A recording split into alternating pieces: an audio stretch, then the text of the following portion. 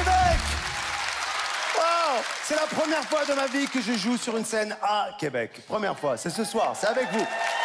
Première fois, mais ouais. J'ai joué au Québec, mais première fois à Québec. Voilà, alors je prends le temps de vous regarder. Voilà, un petit peu comment vous êtes, comment, hein, voilà. Chacun avec sa différence, sa singularité, sa particularité, sa différence physique, vestimentaire, sociale. Il y a des gens au premier rang, des gens au dernier rang, c'est comme ça, c'est la vie, hein, on n'est plus rien là. Oui. Mais ça veut rien dire, il y a des gens qui ont moins d'argent, qui ont économisé, qui sont là, et des riches radins au fond, ils voient mal, ils sont là, c'est comme ça, c'est la vie, on va rien faire. Ah, ça me fait plaisir. On est différents et en même temps, au fond, on est tous les mêmes, les amis. Tous. Les mêmes folies, les mêmes failles, les mêmes obsessions. Est-ce que vous aussi, par exemple, quand vous allez à la station-service pour mettre de l'essence, vous voulez absolument arrondir le montant sur la pompe?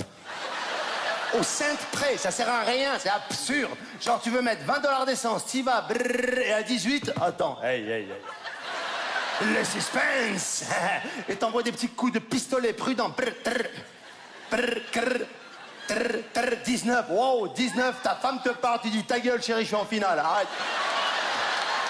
19,90, et là, l'échec, le drame absolu. 20,02. Ah, tu dis j'en ai rien à foutre, je vais jusqu'à 21.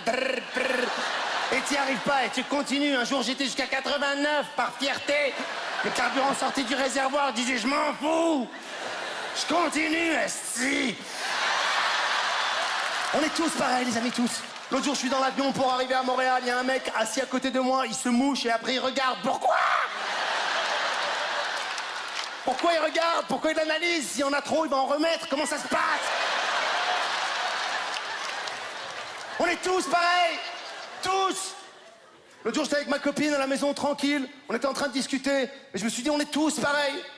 On était dans une soirée peinard, tranquille, calme. Soirée sans obstacle, ok?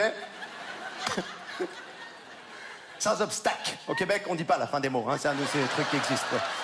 En tant qu'humoriste, on dit obstacle. Alors, c'est comme ça. Au Québec, je sais pas pourquoi. Hein, ils ont enlevé les TE à la fin de tous les mots. Et ils l'ont remis à ici. Ils ont fait un montage, je sais pas.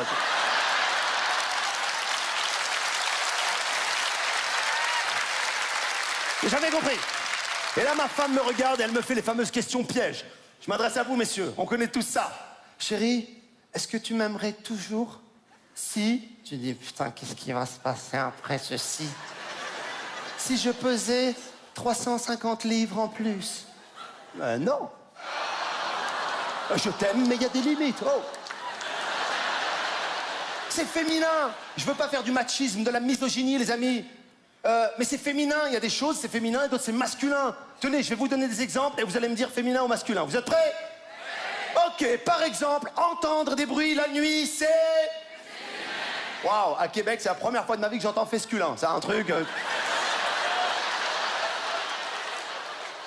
Entendre des bruits la nuit, c'est féminin. Oui, il n'y a aucun homme au monde, dans toute l'histoire du couple, de l'humanité tout entière, qui a déjà dit à sa femme à 4 h du matin « Chérie, je crois qu'il y a des gens dans la salle de bain, j'ai un peu peur. »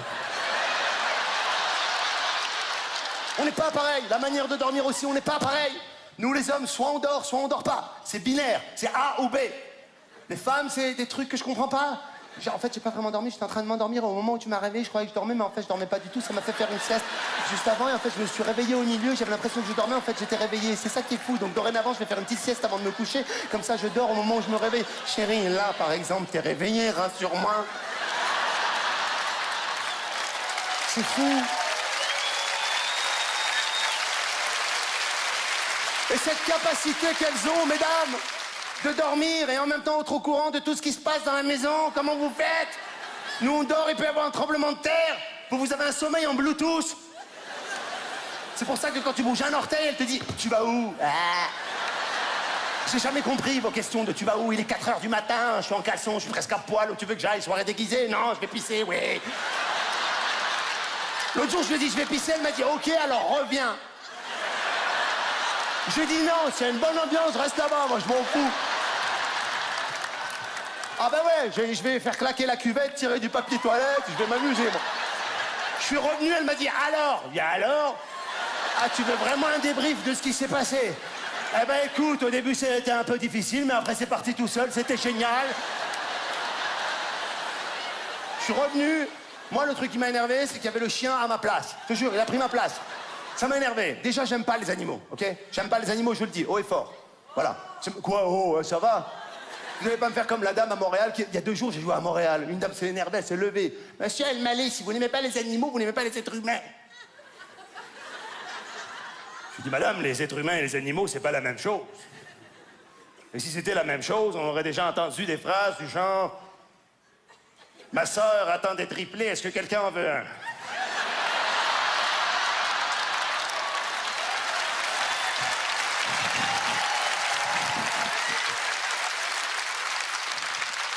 Dire j'aime pas les animaux, c'est une manière de déclencher une réaction tellement vive, rapidement, tu vois.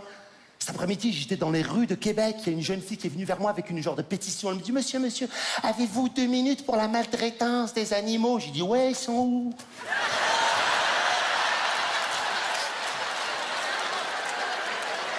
Le pire, les amis, je voudrais vous le dire, pour moi, ce sont les poissons.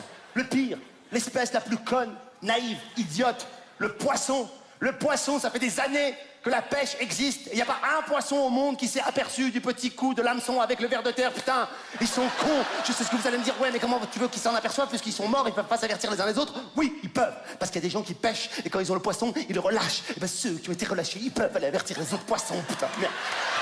Ouais! Ça paraît con, mais il y a des gens, ils font ça. Ils restent pendant 3 heures et dès qu'ils ont attrapé le poisson, ça existe. Ils lui défoncent bien la gueule, hein. Ils le triturent bien comme il faut, ils en font un bon tartare.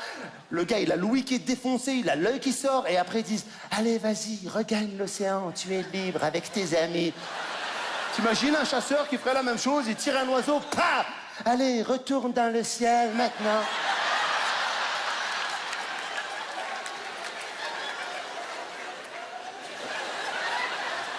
Ce que je veux dire par là, mes amis, c'est que les poissons qui ont été pêchés puis relâchés, c'est à eux d'aller avertir les autres poissons et d'aller carrément leur dire « Hé, les gars !»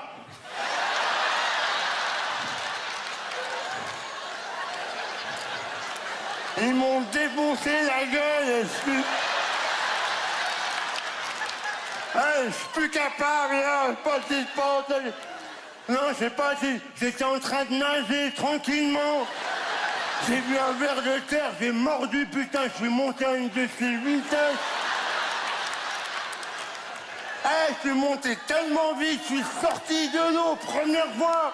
J'étais jamais sorti de l'eau, moi je suis pas un dauphin. Et je commence à voler comme ça, je dois casser un fil. Et il y a un gars qui me tire comme ça sur un bateau. J'atterris sur le bateau, qui je vois? Ton cousin. Je te jure, ton cousin allongé sur un genre de plateau avec des légumes ici, de la mayonnaise ici, comme ça. J'ai dit, c'est quoi ce délire là? Je me retourne, sa femme, elle était en papillote comme ça. Et à côté, il y avait 2 saumons, des saumons que je connaissais super bien, avec qui j'ai grandi. Des saumons d'enfance, des gars qu'on se connaît de la mer, tu vois, des saumons de... Bon, eux, ils sont du mois de mars, moi, là-bas, je suis un poisson d'avril, mais on se fréquente, tu vois.